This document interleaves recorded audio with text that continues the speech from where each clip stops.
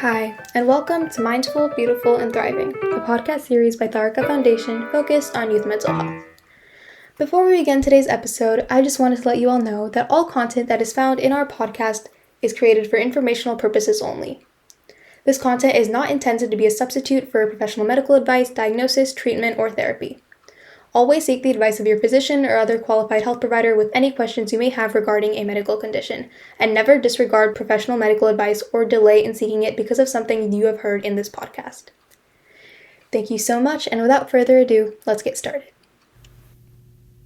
Hello, everyone. Welcome back to another episode of Mindful, Beautiful, and Thriving.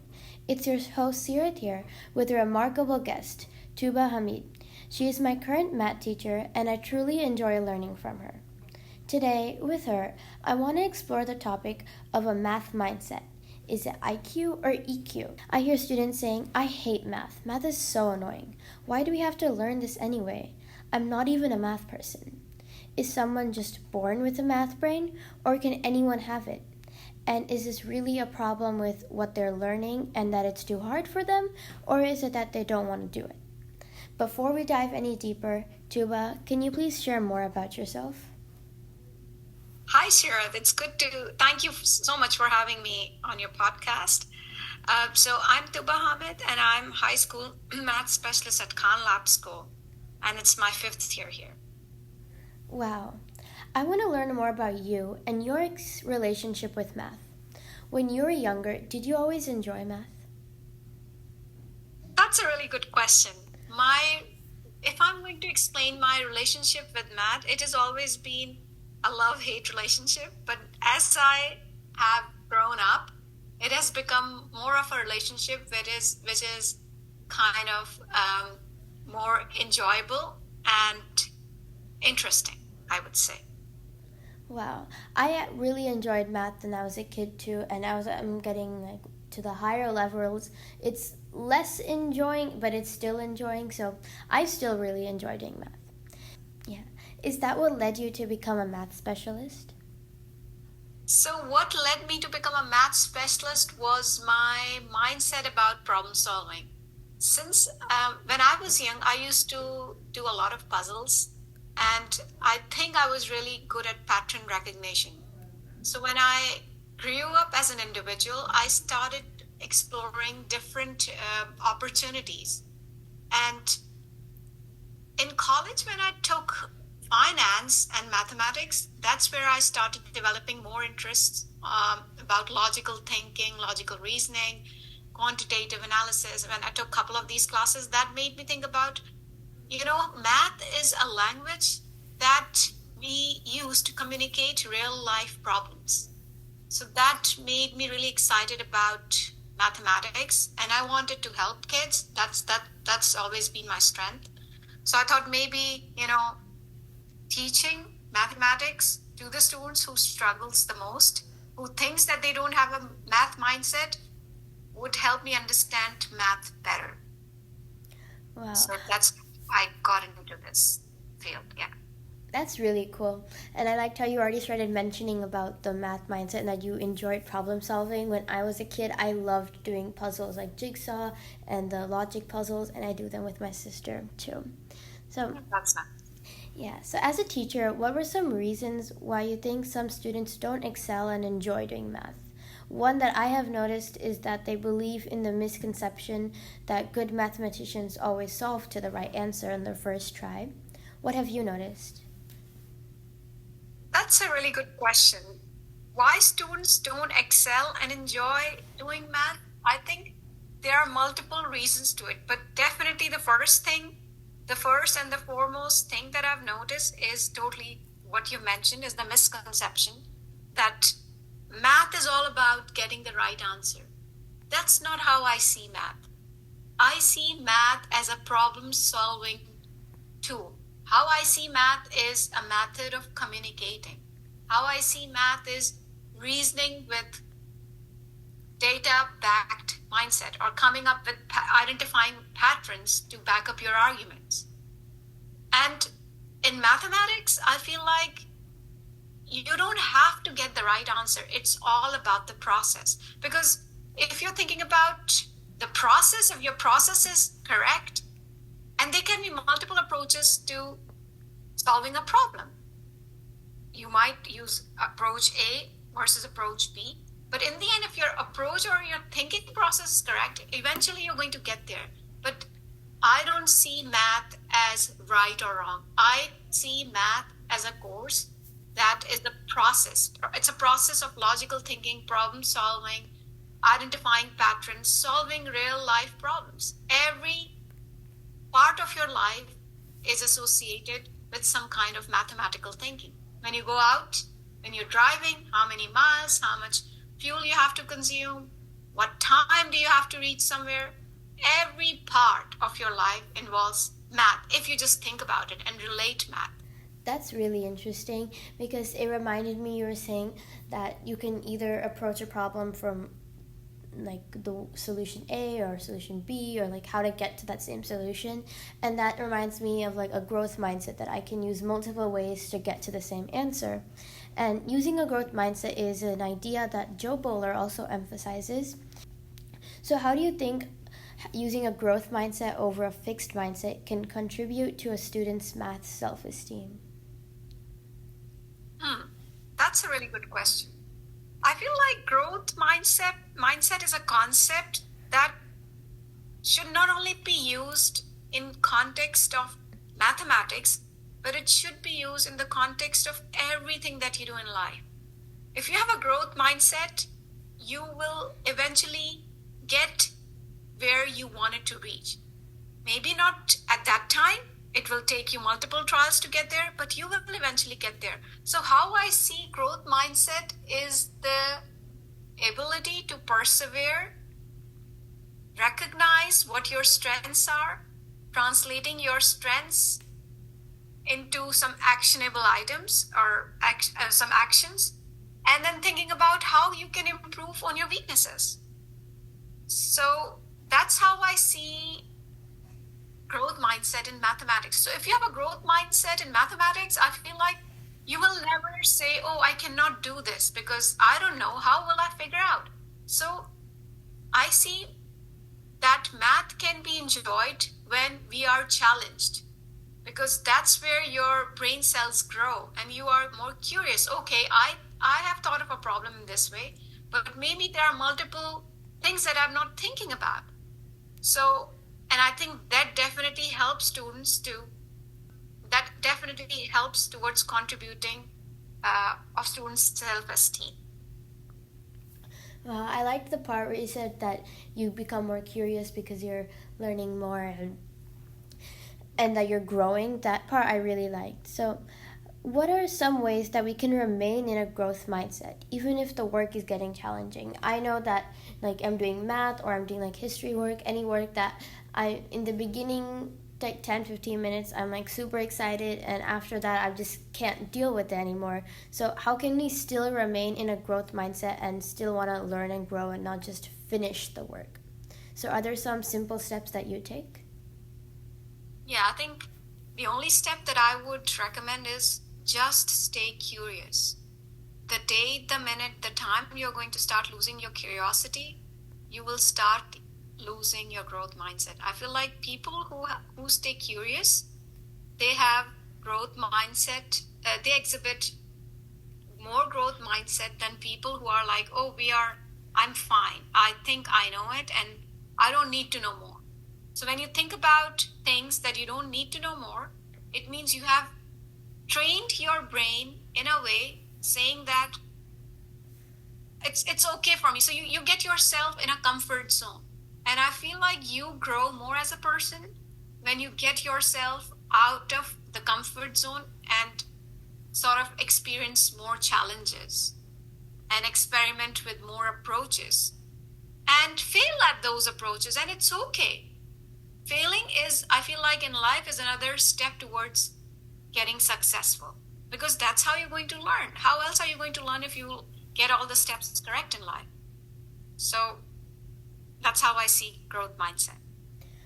Okay, so like remembering that you're not always going to get it right and be successful on the first try, but trying and trying over again so that soon you get more successful than you would have been if you never actually failed.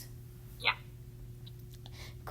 So there's a film that called Count It Out, which shows the importance of math in the 21st century. They also explain how we can use math to understand the world and then also change it. So what are your thoughts about this? Yeah, I had a look at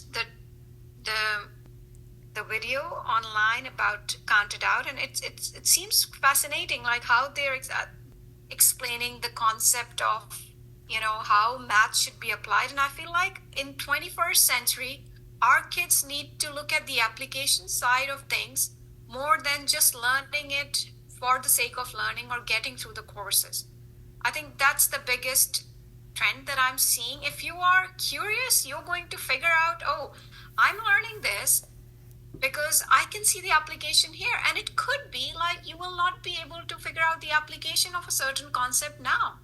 But maybe later in life, when you'll come up with some kind of project, you will remember the time when you learned particular concept and how it translates into an actionable thing later. So I feel like math, when it's learned in a way, when you think about how it's happening in your life and how you can apply it, becomes more interesting, and you kind of enjoy doing math as opposed to like taking it, oh my god, I'm not a math person. Oh, or you saying that math is not for me, I don't have a math brain. I totally do not believe there are people who can do math and there are people who cannot do math. Every human brain is designed with the same neurons. It functions in the same way. Anyone, in my dictionary, anyone can learn math anytime.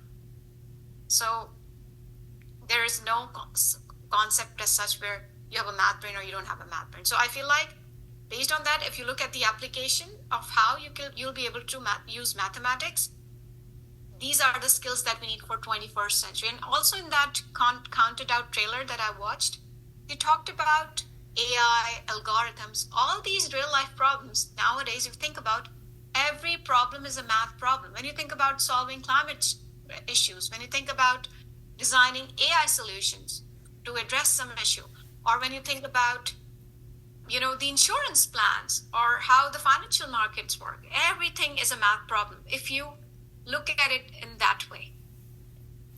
You beautifully connected to what we were talking about earlier in the introduction, that everyone can be a math person.